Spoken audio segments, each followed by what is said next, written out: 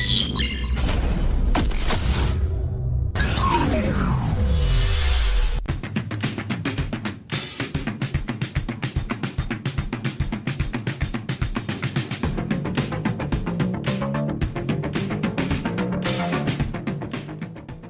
Saudações, robôs, mutantes e alienígenas. Há 60 anos, 4 civis alcançaram o espaço tal qual as grandes empresas estão fazendo em 2021.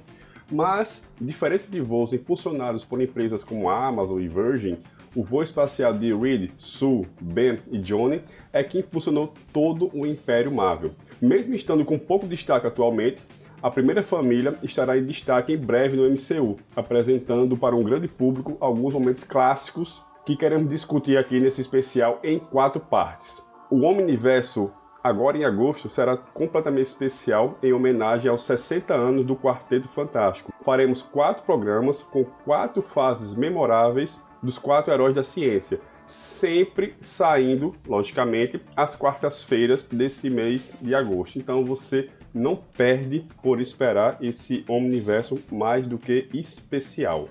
E participando dessa iniciativa fantástica, temos o sobrinho favorito da tia Petúnia, Jamerson Tiossi. Xalabau! Xalabau! E o cabeça de fósforo, Reginaldo Yomé. Opa, e aí? Tem também a participação da Mulher Invisível, né? Que vocês não podem nem ouvir, nem ver, porque ela não quer falar, né? Lógico. Bom, então, começando o começo, nessa primeira fase, Stan Lee e Jack Kirby, né? O começo de tudo. Aí, para não pegar tudo, né, porque foram 102 edições em 10 anos, escolhemos 3 edições específicas, bem significativas, que é as edições 48, 49 e 50 da mensal do Quarteto Fantástico, que já saiu aqui, né, além de sair no formatinho, na Abril, muito tempo atrás, mas muito tempo atrás mesmo. Inclusive a capa é o Conan, né? Não teve nem essa moral, o Quarteto Fantástico. Mas saiu também pela Panini na Coleção Histórica Marvel, do Quarteto Fantástico A2, e saiu também em alguma salvata aí, capa preta da vida. Bom, então vamos começar do começo. Criação e conceito, né? Dá para puxar pelos desafiadores do desconhecido, que é uma equipe tão fantástica quanto e tão desconhecida quanto, Reginaldo. Não, é assim, né? Quando você fala da origem do quarteto, na verdade você está falando da origem da Marvel, sim, propriamente dita, né? Assim, não é necessariamente só do quarteto, né? A gente já conhece a história, né? Do jogo de golfe, né? Estavam falando da Liga da Justiça, né? E eu esqueci o nome do cara da Marvel, você sabe, Jamerson? Goodman. Isso mesmo. Ele pediu pro Stan Lee e pro Jack Kirby criar uma equipe desse jeito, assim, como se fosse uma liga, né, referenciando a liga de beisebol, né, que era assim, vamos dizer assim, uma associação que eles faziam em relação à Liga da Justiça. E aí os dois criaram, né, é um terreno pantanoso você acreditar, puxar a sardinha mais para um lado de um ou de outro, né? Criaram, ao invés de ser uma liga ou uma reunião de pessoas, eles criaram uma família, né? Uma família aventureira, que tem sim, como o Dão falou, tem sim muita semelhança com os Desafiadores, que era uma equipe antiga que o Kirby já tinha criado na DC, né? Eles têm sim uma associação, uma semelhança, né? Eles eram também aventureiros, só que eles não eram uma família, né? Isso eles trouxeram de novidade. E eu acho que assim, quando você lê em retrospecto aí, principalmente esse start aí do Kirby do Stan Lee, você tem que olhar com os olhos da época e entender o ineditismo da coisa, né? A quantidade de alterações que eles estavam fazendo num quadrinho de herói, né? A começar pelo drama familiar, né? O drama pessoal mesmo dos personagens. Logo de cara eles nem usavam uniforme. Se você olhar a capa da primeira edição, eles estão sem uniforme, né? Acho que eles vão vestir uniforme lá pela segunda ou terceira edição, se eu não me engano é a terceira, né? E de repente assim a coisa desencantou né, de uma forma, né, que foi criando tantos elementos interessantes, como o, o Namor como anti-herói, o Doutor Destino, depois teve o Vigia, ah, toda aquela série de criação, sendo que, assim, minha opinião é que essa edição 48, 49, 50, esse arco aí, né, que até não era uma coisa normal ter arcos de histórias, para mim esse é o ponto alto da série, né, e da era que o Kirby, o Byrne e o Stan Lee trabalharam junto, né? E nesse começo você já pega que é tudo disfuncional, né? Tudo revolucionário pro que estava sendo feito na época, né? Sobretudo na DC em termos de herói, e o que viria a ser feito na Marvel também, né? Isso não se repete na Marvel que tem aqui, né? Tirando essa questão mais humana, né? Esses conflitos deles todos, eles estão sempre meio que brigando entre si, né? Com sua família mesmo, tem seus próprios conflitos. Mas de resto, né, assim, tem muita coisa aí nessa passagem, nessas 102 edições, que não se repite na própria Marvel, né? Que ficou, né, muito guardado no quarteto. E aí, Jamerson, eu falei, né? Vai do Fantástico, da Fantastic Four 1 até Fantastic Four 102, né? Ou seja, entre 61 e 70, né? 1961 e 1970, né? E mais alguns anuais. O que é que você destacaria aí nesses 102 edições, Jamerson? Eu destaco a estratégia geral de pegar uma centros, porque Fantastic Four é essencialmente uma série de monstros, e aí ir moldando ao gosto do leitor e transformando em uma revista de heróis com continuidade. O uso da continuidade ela é revolucionário, porque a continuidade ela não era muito clara, ela existia, mas de uma forma indireta, implícita, né?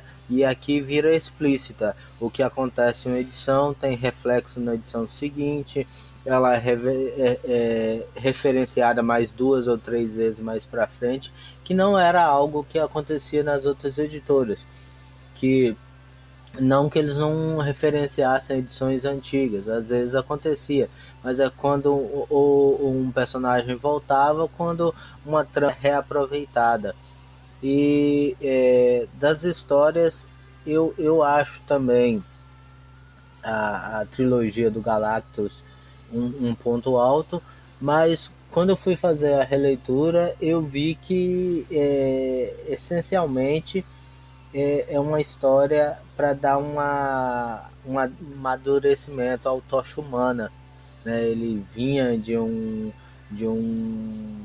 de um arco de histórias ali onde eles haviam encontrado os inumanos, acontece alguma coisa e aí ele tem que deixar os inumanos para trás, que ficam presos numa redoma. E aí, quando eles retornam para Nova York, vem essa bomba que é o fim do mundo.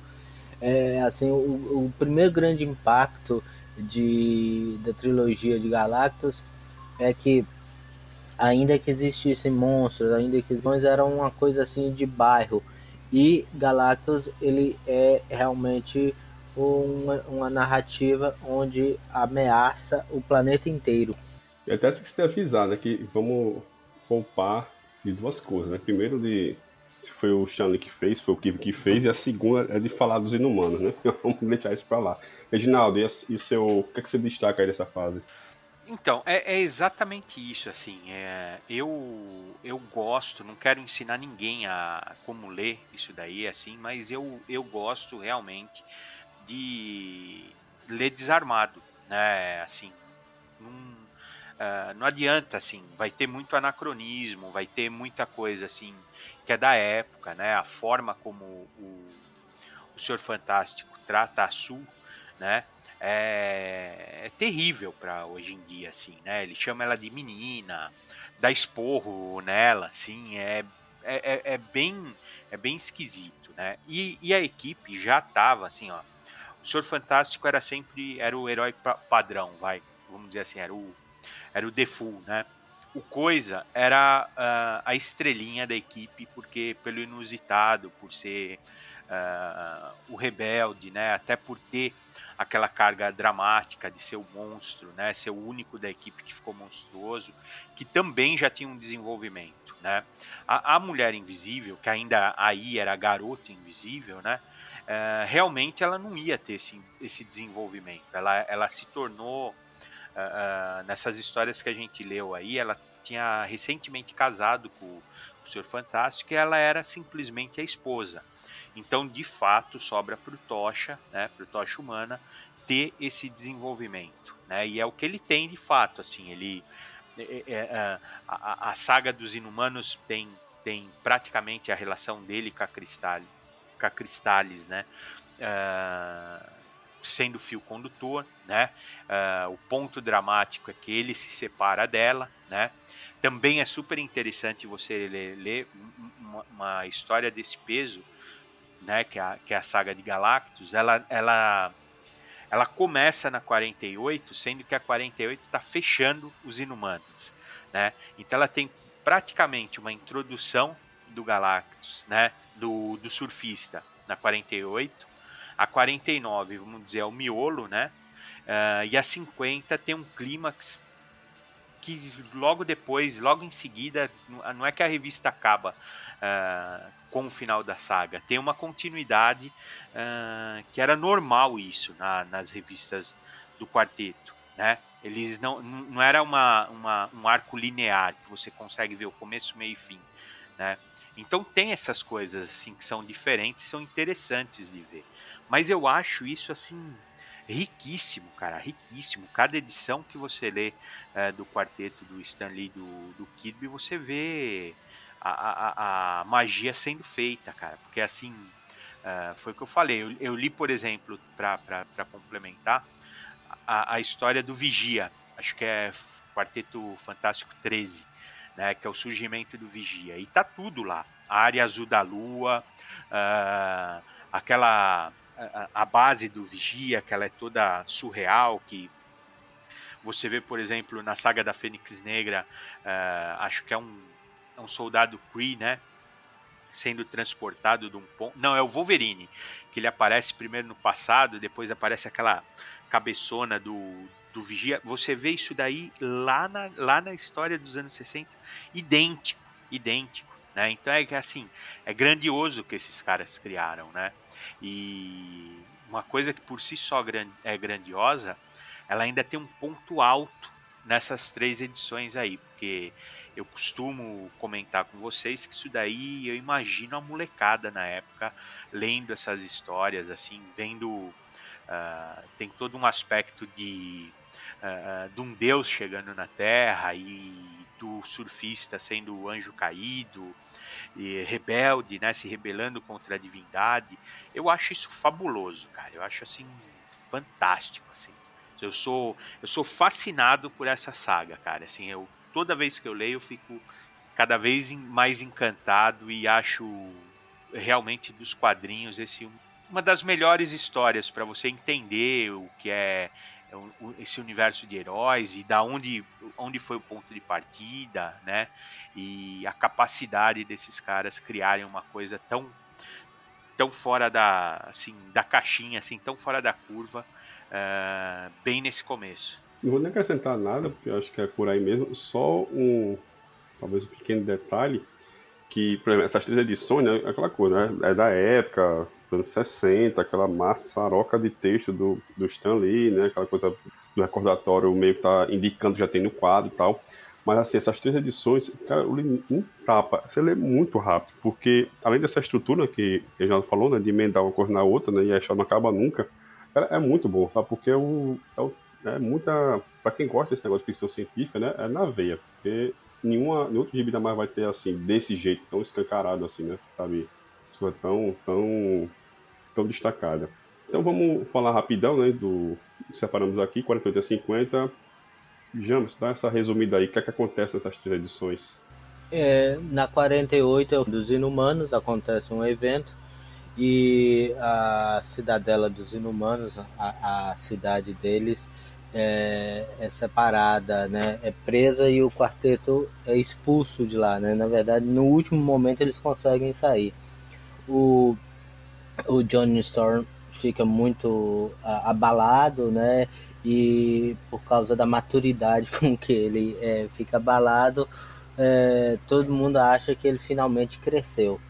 Quando eles chegam em Nova York, o céu está em chamas e o Johnny Storm resolve ver o que aconteceu na forma de tocha humana, e isso faz com que ele seja atacado pela população que o responsabiliza.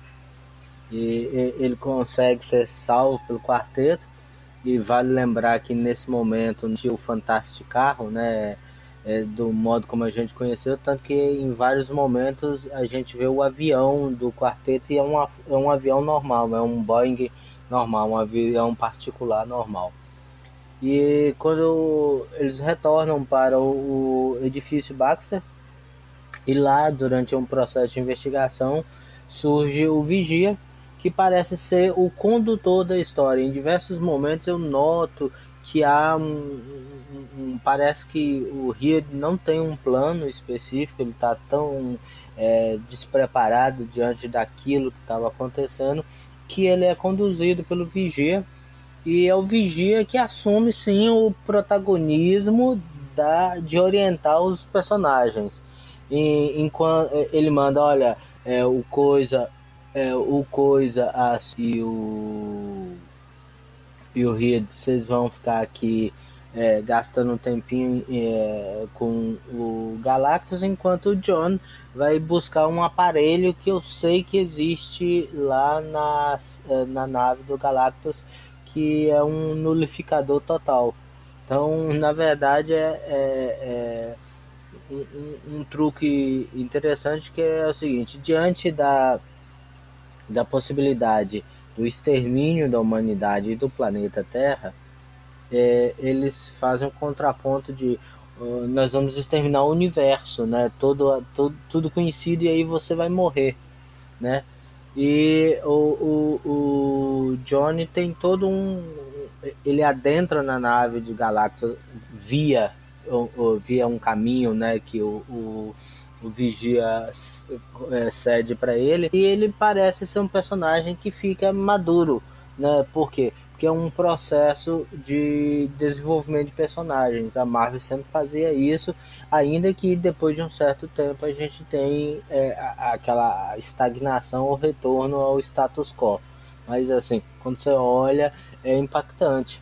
E é claro, ele tem alguma dificuldade, encontra o nulificador, e a Terra está ali à beira da destruição, porque o Galactus é uma consciência alienígena, nessa versão em forma humana, e o Galactus, ele a gente não sabe a origem dele, a gente sabe que ele é um ser de incrível poder, mas ele tem uma fome muito grande, e ele precisa se alimentar de planetas. Na verdade, ele instala uma máquina, e essa máquina ela tira do planeta. Visualmente fica muito interessante, porque os apetrechos dele ficam instalados do lado externo do edifício Baxter, que é o edifício do quarteto, certo? E isso tem um impacto visual muito grande, tanto que parte de Marvels, aquela obra do Alex Ross e do Kurt Busiek, ela usa esse espaço. Você vê em Nova York aquela máquina gigantesca ser montada no prédio, e a população de Nova York e do mundo todo toda atônita, sem saber o que fazer, porque existia uma força ali que não poderia ser derrotada diante da união dos heróis. Era algo assim impensável, algo gigantesco, algo fora de qualquer escopo. E o que o que torna a série impressionante é encarar que aquilo era o final do mundo, né? Eles não tinham mais condições de enfrentar Galactus. E eles só conseguem ganhar essa parada porque surge o Deus Ex Machina, que é o Vigia, né? E o Vigia que consegue oferecer para eles uma oportunidade, que é o nulificador total. Que parece um grampeador, né, meu? Assim, é um negócio realmente anticlimático, né? Um aparelhinho Não assim. parece uma arma, né? Parece um aparelho de barbear, assim, né? E o Galactus fica assustado com aquele negócio. É estranho de você ver assim, né? Cara, mas é assim. É realmente. O Jamerson lembrou aí do Marvels, né? E em Marvels você vê essa grandiosidade, né? De certa forma atualizada, mas bem fiel, né? O céu com fogo primeiro, depois o céu cheio de pedras, assim, de rochas, né? E tudo isso era uma coisa que o Vigia estava fazendo, né? O Vigia estava interferindo, né? E aí no meio disso o quarteto é impotente, né? Tanto é que assim eles demoram para entrar em confronto direto com o Galactus, né? Primeiro é o surfista, que é uma peça-chave dessa história, né? É uma peça importantíssima, né? Que inclusive assim no meio dessa briga aí de créditos, quem criou o quê, ter uma unanimidade, né? Os dois concordam que o surfista é uma criação do Kirby, né? Depois ele até pode ter sido desenvolvido pelo Stan Lee, mas ele é uma criação do Kirby. E a forma como ele é inserido na história, porque é assim, é importantíssimo a rebelião do surfista, né? Eu acho ela essencial para essa história, né? Até para você caracterizar realmente o Galactus como um deus, né? Ele tem o aspecto assim que o Kirby gostava de misturar nas divindades dele. Então, ele tem o capacete com chifres, aquele referencial tecnológico, ao mesmo tempo que ele usa um saiote, né? Um saiote romano ou grego, não saberia detalhar, mas essa mistura que o Kirby gosta de fazer, né? E ao mesmo tempo o G, né, que a gente tira sarro hoje, que é o G na fivela do cinto dele, é o G de Galactus, mas é também um G de God, né? Porque aquilo lá é assim, nas entrelinhas você tá vendo um apocalipse e Deus chegando na Terra, né? E o fato do surfista ser o rebelde, o contraponto, eu acho fabuloso, assim. E o Arauto também, né? Sim, sim, sim, sim, porque Arauto é até uma coisa superficial, assim, muito muito insignificante. E o fato dele, né, da Alicia ainda converter ele, humanizar, trazer de volta a humanidade para ele, né? E você repara assim, hoje algumas pessoas até desenham um surfista com uma sunga assim, que é com um tracinho delineando que ele tem, como se ele usasse um calção assim, mas você vê na arte do Kirby que ele não usa nada, ele é um anjo, cara. Ele é uma figura idealizada, né? Ele é um anjo cromado, assim, que é uma coisa, puta, cara, maravilhosa, assim. Eu acho espetacular isso, cara. E no final ainda, o Galactus, assim, o Vigia falar, não, entrega para ele o nulificador que ele vai cumprir a palavra de não devorar a Terra. E ele vai embora mesmo. Mas antes dele ir embora, cara, ele castiga o surfista, né? Prendendo ele no planeta Terra. E isso, cara, é de um impacto, assim, pro final da história, assim, é fabuloso, cara, assim, o Dão falou, é verdade, você lê isso rápido e lê encantado, assim, eu acho, tem massa de texto, sim, também não vamos ser tão fanista, tem muita massa de texto, tem as coisas esquisitas, assim, no meio do fim do mundo, né, o Reed, né, o Senhor Fantástico para fazer a barba, né, o, o Coisa lava o pé enquanto ele tá fazendo a barba, porque eles são a família, acho que eles usam banheiro tudo junto, assim, e tem umas coisas engraçadas desse jeito, né, mas ao mesmo tempo também, quando o Galactus chega, é aquela colagem que o Kirby gostava de fazer nos momentos grandiosos, né, que eu acho assim demais também, a viagem do Tocha, né, pelas dimensões, assim, porque o Vigia manda ele por um atalho que é interdimensional, assim, né, e o fato dele ser, né, o responsável por buscar isso também dá importância para ele.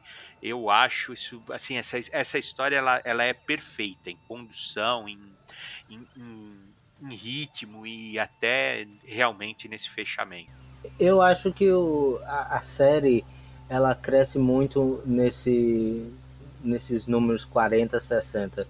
Você vê que em seguida aparece um personagem secundário, mas assim a gente reconhece um índio que conhece o Johnny na faculdade, que é o Wingfoot, e ele foi coadjuvante da Mulher Hulk, mas em seguida nós vamos para Wakanda, descobrimos o Wakanda, e antes de completar assim, um ano que terminou a trilogia de Galactus, o Surfista Prateado já estava na edição 60. Na edição 60 termina mais um arco que aparecia o Surfista Prateado, e agora o antagonista era o Doutor Destino. Então, assim, o nível de criatividade estava muito alto nesse momento. Ainda que eu acho que a arte do Kirby ainda não estava no seu auge, certo? Ele ainda iria evoluir mais um grau, certo? Estilizar ainda mais, certo? Em alguns momentos você nota que a arte final do Sinote ela é pesada porque ela descaracteriza algumas coisas. Quando você pensa assim em arte que havia em Thor, onde o Kirby já estava mais sinalizado, né? Assim, ele já estava mais dono do traço. Ela é um pouco diferente. Você vê ali em alguns momentos uma certa indefinição. O primeiro quadrinho mesmo ali do Surfista Prateado, quando você falou do Anjo Cromado, ele parece uma coisa assim, é como se fosse um ser de energia, né? Vagando no espaço. Não tem definição nenhuma, né? Então fica tudo em aberto. Eu acho que é o auge da série. Se você perguntar para mim, qual parte da série que você aconselharia qualquer um ter? Eu aconselharia qualquer um ter exatamente esse período de 3 edições que começa no 48 e vai até os 60. Para mim é o auge da série. Tem três coisas aí nessas três edições que eu acho que é o maior destaque para mim. A primeira é que você imaginar que você está aí sei lá, na metade da passagem dele dois, né? 50 edições, 4, 5 anos do gibi lá rolando, já tinha saído outros heróis fazendo sucesso na Marvel. E eles conseguiram colocar ali numa história em que os heróis, cara, não tem o que fazer, né? Chega lá, cara, ó, a gente não sabe o que fazer, é impossível vencer esse cara. E eles ficam lá só olhando, né? Eles se entregam a isso, eles percebem, né? O Riley, né, que é o líder, o cara mais inteligente, assim, ele percebe, ó, a gente não tem o que fazer aqui, sabe? Tá, é isso, sabe? Ele venceu e pronto. E eles ficam nisso, né? O Coisa fica tentando a todo momento, quer encher o cara de porrada, que sai na tapa com ele, ele fala, pô, eu queria ter 50 metros aqui pra dar um murro nesse cara e tal, mas esse cara ele não tem o que fazer, tá entregue. Então você imagina isso em 64, 65, o cara lançando um gibi de herói desse jeito, né? E aí, em cima disso, né, uma segunda coisa é que quando passa, né, ele coloca que o cara que é 60 anos do gibi, o negócio é muito atual, né? Que a galera acusando o Quarteto Fantástico de ter feito isso, né? Ah, que esse nosso no céu contra o Quarteto Fantástico, e fake news, e taca porrada, quer linchar, né, o Johnny no meio das coisas. Cara, é muito assustador quanto isso é atual. Você vê que o John Jameson ele consegue ser exatamente um dos personagens mais atuais, porque ele consegue ter múltiplos usos, né, no universo Marvel, e principalmente o jornal dele era um tabloide, né, mas um tabloide seguindo o modelo inglês, né, de fuxico, de manipular o público, né? Tem um balão de texto que o cara fala: eu adoro ler os editoriais do John Jameson e acreditar exatamente no contrário do que ele fala. E isso é uma herança, né? A população até hoje ela não crê exatamente no jornalismo, né? E principalmente em editorial, né? Porque editorial é diferente do fato, né? Que pode ser retratado. O editorial é a vara, né? Ele tira alguma coisa ali para apontar. E a terceira coisa que aí disparado o meu preferido é o visual, sabe? Esse visual tanto desse monte de equipamento do Galactus, onde está escondido o unificador, né? Tudo bem, o Renato falou, né? O unificador total é meio broxante, ficar chega lá com o grampeador, aqui Galactus, né? Galactus, meu Deus, né? Vai me grampear. Mas assim, o visual onde ele está guardado é sensacional. A própria montagem, né, do equipamento do Galactus para destruir a Terra é sensacional. A viagem do Johnny. e aquela página que eu achei na 48, né, que é uma colagem, que é uma coisa que o Kirby fazia vez ou outra, que fica sensacional. Cara, isso é muito, assim, indescritível. Assim, é umas imagens, assim, muito poderosas, assim, pra época. E aí, pra gente avançar, duas perguntinhas, assim, bem papum, né? Pra vocês, qual é o vilão mais relevante, né? E a passagem, assim, mais estranha, mais sci-fi desse run de 100 edições, Reginaldo? Eu vou falar do Han do Kirby, né, e do Stan Lee, sem dúvida é o Doutor Destino, né? Até porque eu não considero o Galactus como um vilão, ele é uma coisa, uma força da natureza, aquela discussão que a gente sempre gosta de ter em relação ao Galactus, né? Então sem dúvida, porque eu acho que se bobear, o Doutor Destino é o melhor vilão da Marvel, né? Então não tem como fugir disso, e já dá o caneco logo para ele, para a gente ceder o espaço para os outros futuramente, assim, né? E passagem sci-fi mais assim impressionante. Você lembrou bem, Dão, a nave do Galactus, ela é do tamanho de um sistema solar, né? E acho que até hoje ela é mantida desse jeito, né? Eu lembro dela a primeira vez que eu vi em Guerras Secretas, que o Galactus traz ela para perto dele para ele consumir ela, porque ele estava com pouca energia, faminto, né?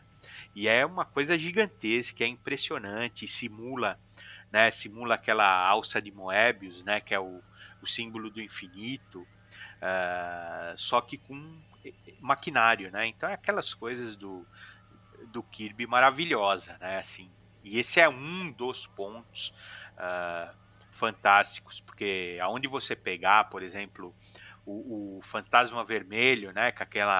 O grupo de macacos dele que vão para o espaço e aparece antes do treinamento dele, é uma coisa assim, claro, é fantástica, né? Fantasiosa, é super-herói, mas tem aquela basezinha assim científica, assim, né? Dele adestrando os animais para viajarem para o espaço, que eu acho isso maravilhoso nesse começo aí do título. Eu, eu acho o Fantasma Vermelho e seus três macacos um, um produto à frente do seu tempo. Eu acho que seria muito interessante se você for contextualizar o quarteto como um grupo de astronautas que vai ao espaço, né? Hoje, com a ida do rapaz, do empresário mês passado ao espaço, né? A gente é, o que configura o Quarteto Fantástico, que é uma viagem até a estratosfera de um grupo de pessoas, ela se torna muito plausível.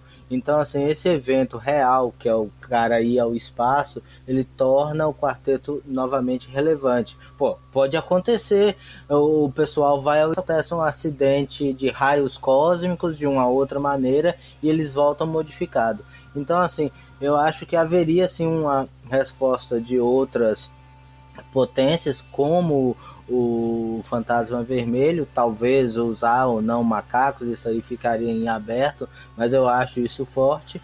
E o conceito que eu acho maravilhoso é a zona negativa. Eu acho fantástico, e todas as vezes em que histórias não só do quarteto como do Thor vão para a zona negativa, eu vejo excelentes conceitos de ficção científica e até mesmo as reimaginações delas no universo Ultimate eu acho muito legal. Ô Jamerson, pode acontecer não, né? A gente tava na torcida, né, meu? De ver Sim, seria fantástico, né? ver aquela rolona subindo pro espaço, né, meu? Ui, Tudo que você ui. queria era que o negócio tomasse aí uma descarga de raios cósmicos, né? Mesmo tendo a veinha lá, coitadinha, né, meu? Mas, Salvava a velha e o resto podia cair. né? Porque você não tá torcendo, né, meu? Por mais que você patrocine, né, aquela estrovenga lá espacial, cara, você queria ver, sim, os caras voltar transformado, né? Assim, a torcida era essa. Então, Jamas, para a gente fechar o que você tá aí, é lógico que para esse específico essa pergunta pode fazer muito sentido, né? Mas o que é que, assim, fora o óbvio, não, o que é que acrescentou na história da equipe essa primeira passagem? O que é que ficou marcante? A primeira passagem fica a questão de que você pode fazer um quadrinho de família que são aventureiros. Então, assim, o que une eles não é exatamente a questão de combate ao crime. O que os une é o aspecto familiar e a fascinação pelo desconhecido. Olha ao marketing, né? Assim, o fato deles quererem conhecer o desconhecido e seguir em frente. Então sempre teve essa questão. Eu acho que das imitações do quarteto, a do Astro City, a família lá em Astro City, é a melhor ideia, versão do quarteto mais atualizada. Não, eu vou nessa também. Eu pensei num milhão de coisas, mas eu acho que a coisa mais forte que o Stan Lee e o Jack Kirby criaram e mantiveram e persiste até hoje é que eles têm que ser uma família, né? Tem que ter o vínculo familiar entre eles, e eu acho que eles funcionam realmente como uma família disfuncional, apesar que todas as famílias, olhando de perto, né, ninguém é normal, então é isso aí. Eu acho que é forte isso, eu acho que é o diferencial do quarteto em relação às outras equipes, né? Porque eles não são uma equipe, eles são a família, né? Isso é muito forte, cara. É muito legal, sim. Então é isso, amigo. Vamos fechando por aqui esse Omniverso super especial. Lembrando que aqui, durante esse mês de agosto, vamos lançar 4 programas, sempre às quartas-feiras, né? Excepcionalmente, para comemorar aí os 60 anos do Quarteto Fantástico, né? Cada semana vai ser uma fase específica, né? Sempre pegando assim uma passagem assim que escolhemos, né? Curtinha, para discutirmos. E no final de tudo, teremos aí um quinto ou até mesmo um sexto programa secreto que vai ser distribuído somente para quem indicar esse programa nas redes sociais. Só para os iniciados, certo? Então é isso, até a semana que vem.